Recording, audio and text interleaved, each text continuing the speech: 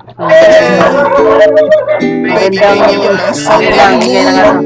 Magandang gabi sa inyo mga boss. Ipapakita ko sa inyo yung mismong bagong system natin. Tinatawag natin tong phone. No?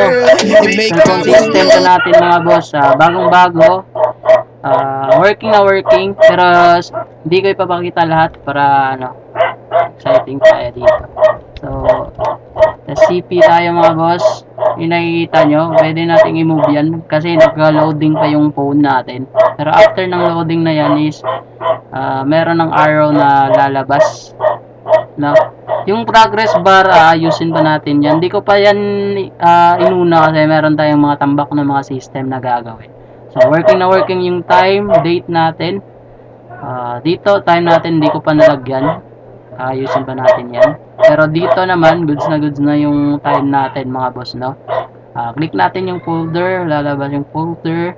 Tapos, dito tayo sa mismong Play Store natin, no? Merong own loading screen siya. At the same time, merong laging system. So, pag sa bukid ka, nape-fail siya, no? Nape-fail. Pero for now, Instagram lang yung ipapakita ko sa inyo. Nakikita nyo, merong downloading Instagram app, tapos installing Instagram on cellphone.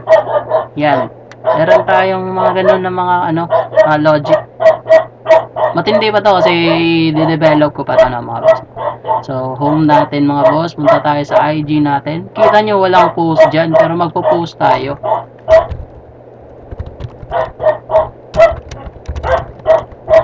Yan. Yan, nakikita nyo mga boss, meron yan. Tapos pwede tayong makikita lahat ng players ito Di lang ako. Lahat ng players makikita niyan. Test natin kung pogi ba talaga si Bods. Yun. Mga boss, nakikita yung mismong mensahe natin or post natin. Try natin.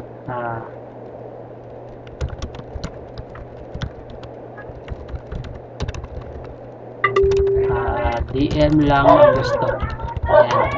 Yan, DM lang ang gusto mga boss, no? Baka magtaka kayo, tatlo lang pwede ma-post. No. Kahit ilang post pa yan. Napunta sa itaas yung post natin mga boss. Ang malupit nito mga boss, pwede tayong mag-react. Yan. React tayo. Yan. Pwede tayong mag-react niyan. Yan. Pwede tayong mag-react mga boss sa mismong post natin. So, ulitin ko. Under beta test pa lang to.